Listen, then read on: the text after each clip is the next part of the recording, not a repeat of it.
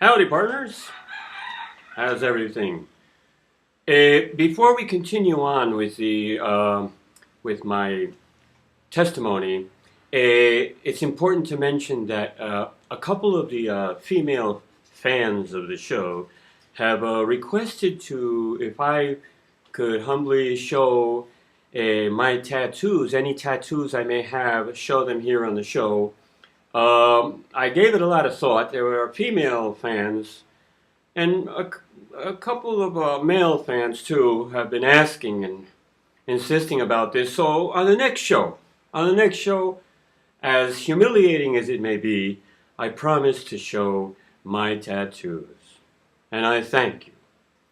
Well, other than that, it's very important also to mention that some of you may think that I am on a roll against the Family International Children of God organization. Not so. I am on a roll telling a story. Right now we're just passing through. We're passing by the Family International Children of God organization experience in my life. Actually, I had no idea it was going to become so extensive because the more I see, the more I realize it will be extensive because it was an important part of my life. But we're just passing through.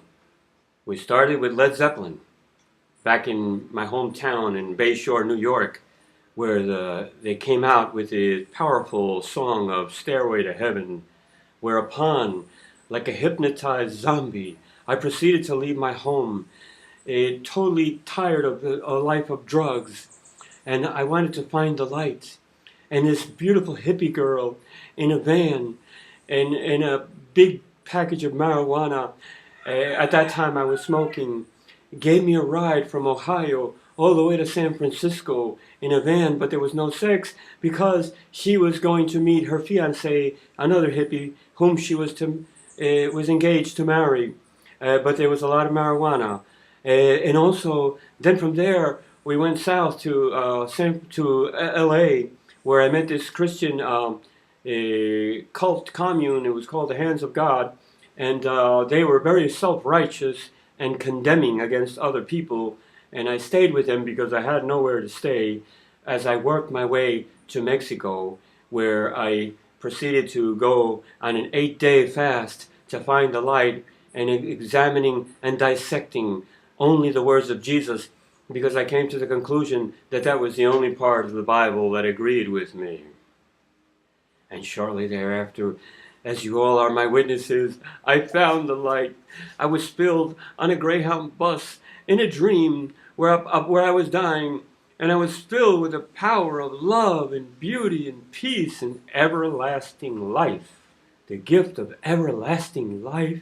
And all I wanted to do was talk about God and love people and help people. I was transformed 110%. But then I realized that I needed a group. I needed to belong to some kind of organization, but I hated Christians. I did not like the Christian religion, although I was just totally crazy about Jesus. And then that's whereupon I met the Children of God Family of Love International, because they obviously seem to project a more hippie Jesus, a hippie version of Jesus. And they seemed very liberal and happy, and they seemed real, which was odd for Christians. They seemed really happy, and they lived together in communes and dedicated their whole lives in service to mankind to save souls. Why not? I said. What? I'm going to work in a factory for the rest of my life and just become some kind of robot, 9 to 5, until it's time to die? And live a normal life and just fit in to the way things are? No. This boy wanted to change the world. So I found an opportunity which seemed like, yes, this might be what I was waiting for. But an important factor in this equation is that I found God in Jesus before I found the Children of God Family International organization. I found God, the real Jesus, and the real God, the love, the peace. I found it before I found them. This gave me an edge. This gave me an edge, which I'll later explain a bit more. Now, an important leader, shepherd of the Children of God Family International, very important, mind you, because he was the leader of an entire continent. You know, like they had, it was a pyramid of leadership, starting, like I said before, with God, and then Jesus, and then Moses, David Berg, and then under him came all this structure of leadership throughout the world, because it is an international organization. But a top leader within the organization, I won't say which continent, you know who I'm talking about, said two interesting statements. He said, number one, that he loved David Berg, Moses David, more than he loved Jesus, because he had met Moses David and David Berg personally, physically, but he had never met Jesus personally, physically. Gee, I hope he has by now. That's statement number one. In statement number two, he said that he had so much faith in Moses David and David Berg that if David Berg was to ask him to throw himself off a 5-story building, I think it was, that he would immediately do it. He'd throw himself off the 5-story building without thinking twice, without asking any questions. That's how much faith he had in David Berg, Moses David. So, here is where we have a problem. Here's where I had a lot of problems. Because I could not get myself into the man worship part of the Family International Children of God organization, which it was a big part, mind you, a big part. You were considered a problem case if you were an independent thinker or if you had any questions. They said a question is more often than not a doubt. Don't be a doubter. And there was this whole thing that Moses David Berg was the king. King David was what he was called within the organization. And his wife was the queen, Queen Mama, as they call her, or Queen Maria. So they were anointed king and queen.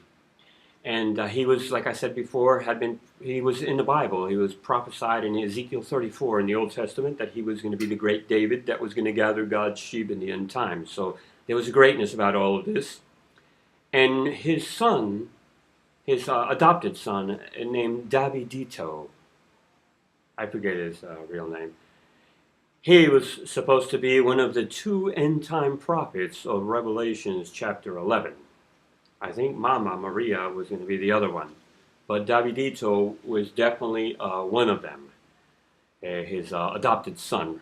I think Ricky was his name, Ricky somewhat. The poor kid, couple of years ago, committed suicide and after he murdered a Children of God person. And he put a gun and shot himself. He killed himself. Boy, there goes the end-time prophet theory.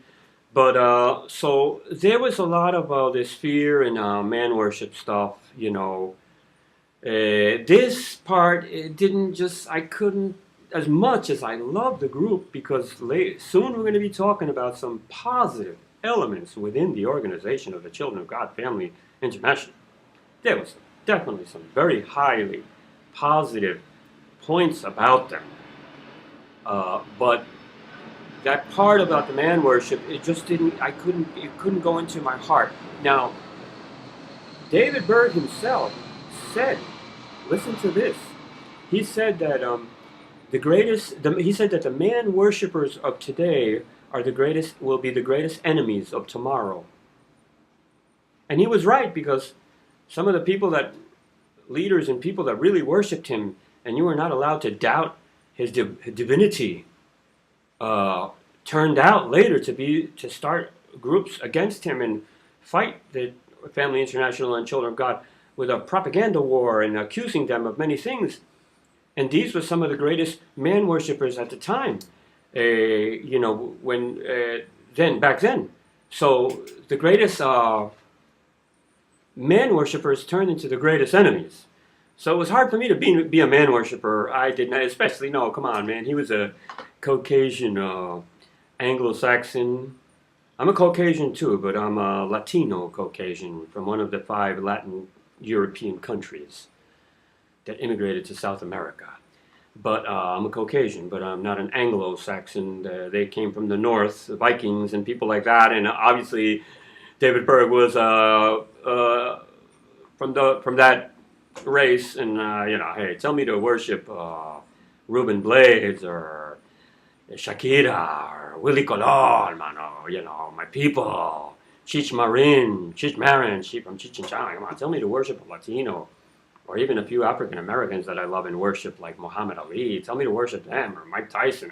It'd be easier to handle. But don't tell me to worship an Anglo-Saxon.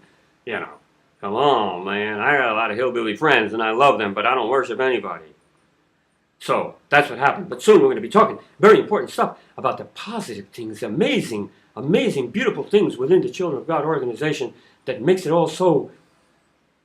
I don't know. I'll be back. I love you.